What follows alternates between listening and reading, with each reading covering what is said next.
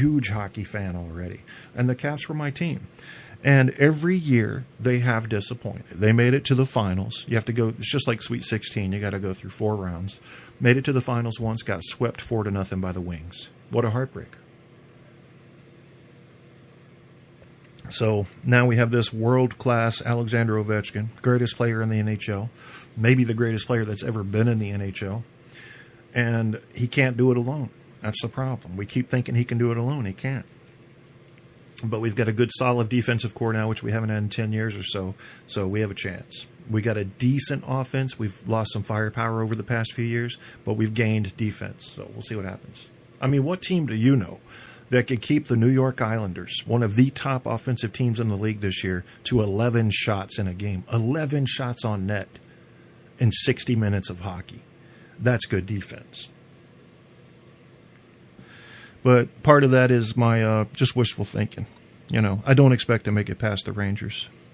And I'm just getting to that age of maturity where I can say that while still feeling like a loyal fan. And before I would say, how dare you say that? You're going to go straight to hell for that. You can't believe in the Caps and also think they'll lose. Yes, I can. I can be realistic now. I'm getting older. I mean, I need the Caps to win a cup before I die. So, yeah, I'm being accurate in my thinking. You know, but what does that do? What do I write a letter to Ted Leonsis? Barry Trott's going to listen to me about which lines to mix up? Nah, not this time. But Wes Johnson is my friend, and he's the guy you heard do the announcing earlier. He's also the Caps public announcer, the PA guy. You got to hear Wes Johnson if you've never heard him. Just go. I'm going to share some videos in the link and the link in the chat room in a minute. Let's get back to racism. Talking about racism today. Racism, police brutality. The Washington Post did a story, the most racist places in America according to Google. Now, I'm going to share this link with you, and then I'm going to tell you before you even get a chance to read it, this is bullshit. You cannot use these types of variables to decide where in America racism exists the most. What a weird thing. So what they did essentially, and I'm going to summarize this for you in the best way that I understand it, because I didn't spend hours on this, I spent minutes on it, is to search for where the N-word was searched for the most. Now think of all the many reasons that someone might go on the internet and search for the N-word. Might be looking for a song. There's no racism involved there. They might be looking to do reporting. There's no racism involved there. They're journalistic inquiry. Might be looking to do anything. So it's just a very weird thing to use. But what they did is they ran these numbers of N-word searches next to other numbers for those areas to see if there was a correlation. And there was, I believe, a mild positive correlation between racism complaints and the N-word search. So-and-so, not a good study. I think we know where the most racist parts of America are, but that doesn't mean that the racism is any less severe in other parts. That's a mistake we like to make. Oh, those are the racist parts of America there, right? So if I go to Colorado, no racism, right? Wrong. It's just on a lower scale, that's all. Black people that are up there in Baltimore, I encourage you not to beat on random white people. That's going to be an illustration, sure, of injustice. I get that. But what you're going to do is you're going to bring out in the whites a defensive, this is where the whites would become thinking like a family, a defensive nature, which they will then be saying, we're now targeted. Whites are now targeted routinely for anything. Now, you might say, well, it's about fucking time. Justice is served. But that's not going to work in your favor. Why? You have a bunch of fair-minded whites that are thinking for you on your side at this point. Just let us help you work with it. We're ramping it up too. But you can't attack the randoms because you have to be better than the people that are attacking you to win socially. You have to be. You have to be a step ahead on the evolutionary scale. You have to say, I'm not letting this get me down. I'm going to continue the legal fight. But I do understand that you need to step it up a notch. And I don't blame you. Because as these stories continued to unfold, and as they began to gain momentum in the media, and as we began to see more and more blacks beaten by more and more white cops, and it became more and more publicized, we expected to see a downward trend in police abuse, white on black. What we saw instead was a lateral or upward trend, as if they were going for revenge for being exposed. Whatever. I'm not trying to say why. I'm just telling you what I saw. And now blacks are going, well, fuck this. Because the peaceful protest thing didn't really cut it, did it? The letters to the congressman didn't really get it done, did it? Al Sharpton speaking, Jesse Jackson speaking, not really making major wide policy sweeping changes in America, is it? And I agree, it's not. It's not enough. I don't know the answer right now. All I can say is that I fully understand your rage. You've had enough. And you should have had enough. I get it.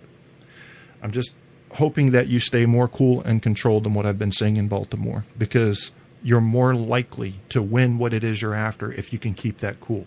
Because people all over the world are starting to see your plight now, and they're starting to side with you.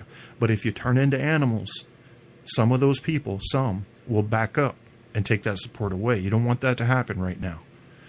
I know what you want, and I think you'll get it if you stay cool.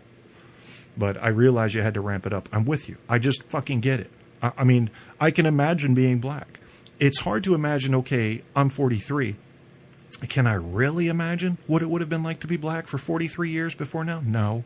But I can imagine, at least in a kind of a similarity. Like, you just sort of, I play these scenes out in my head. I write fiction, so I have to do that anyway. And I put myself in other people's shoes. And I try to completely forget everything I know. And say, what would this person face based on what I've learned about what these people face anyway, or what I've seen. And I can imagine, at least on some scale, I can imagine what it's like to be black. And if I were black right now, I think I would be so outraged that I don't know if I'd have control anymore. Honestly, don't. I'm just one of those people, I don't know what it is, but when I see injustice, it just fucking enrages me. I think it honestly comes from hating bullies. I've always hated bullies. And I see the police right now as bullies. You know, it just pisses me off. So I don't blame you. Tear shit up. Do what you got to do. Just be careful about attacking innocents, so you'll lose the gaining, this support momentum, this snowball of support that's coming in globally for you. You'll lose some momentum there if you start attacking innocents of any color. And the looting doesn't help either. I mean, I don't know if in the average looter's mind they're thinking, you know what, white America? We're taking because you took from us. Maybe. I don't want to try to get inside their heads because that's criminal behavior. And it's, I don't know, it just seems like a weird response to the injustice that has happened. You know, what they say there's a credible threat from gangs now against police. And I say that's probably not good either. But let me also ask you this. Can you blame them? What would you think if you were in a black gang and you saw these stories popping up over and over and over again? A man has a switchblade, say the cops. They say they see the clip sticking out of his pocket so they know he has a switchblade. He resists, whatever. He ends up dead. Broken neck, broken spine, whatever, crushed esophagus. He's got all that. Now, I've heard people say in my circles, well, he shouldn't have run from the cops. So I did them the justice of looking up the laws on running from the cops. What you find mostly is that running from the cops is perfectly legal. But in those places where it's not legal, what you're typically going to get, if you're evading arrest, which they have to have reasonable suspicion for anyway, is 6 months to 2 years, probably a month on good behavior. You're out in a month. So how do we get from a month on good behavior, prison sentence, to I'm going to execute you? The death penalty is being decided and imposed upon you right on the spot. Why? Because you ran. Does that sound fair to you? Do you realize the whole world's looking at America right now saying they're the fucking leaders and they're killing people? For not doing exactly what the police say, exactly when the police say to do it, for being a little feisty? Don't they have laws for feisty? Yes, we do, rest of the world. We've got laws for feisty, and it's not the goddamn death sentence. We have a right to a trial by jury, a right to be judged by our peers. And when we have that, we have the right to counsel, and if we can't afford counsel, counsel will be appointed to us. But if the cop decides on the spot, you ran from me, I think I'll fucking kill you. We got nothing for that. We got no defense against that. It just happens. And then, once in a while, that officer might be, I don't know, dismissed from the force. He'll go work for another city. It's no problem for him. That shit's got to stop, police. That shit has got to stop. For the good cops, I feel sorry for you, man, because you're being stained by your bad brothers. You're being stained right now, and you should probably be equally outraged at some of these behaviors. But if you're one of those cops that think this is the way it should be, black dudes should be shot for fucking running, fuck you. And I hope you get what's coming to you. I don't care if you're a police officer or not. You're a shitty human being. I hope you get exactly what's coming to you. Because nobody deserves to run or to be shot for running unless they present a clear, present, severe danger to everyone around them. If they've got a gun and they look unstable and they're shooting it wildly, sure, pop them in the leg. Maybe even shoot to kill. If you know it's going to save people around you, I get that. You goddamn well know that's justified. But when someone's running because they're behind on child support or they had a tail light out and didn't want to deal with the consequences, you don't shoot to kill. And if you do, I want you in jail, and I want the death penalty, if it's legal in your state, to be imposed upon you. You can't do that. We're trusting you. We have to trust you. We expect police officers to protect and serve. That is your job. It is not your job to murder randomly if you suspect someone has misbehaved. Did I miss a memo? Because it used to be that police were an honored group of people, a brotherhood of those who would go into the jaws of terror to save people from trouble. And now they have become the jaws of terror.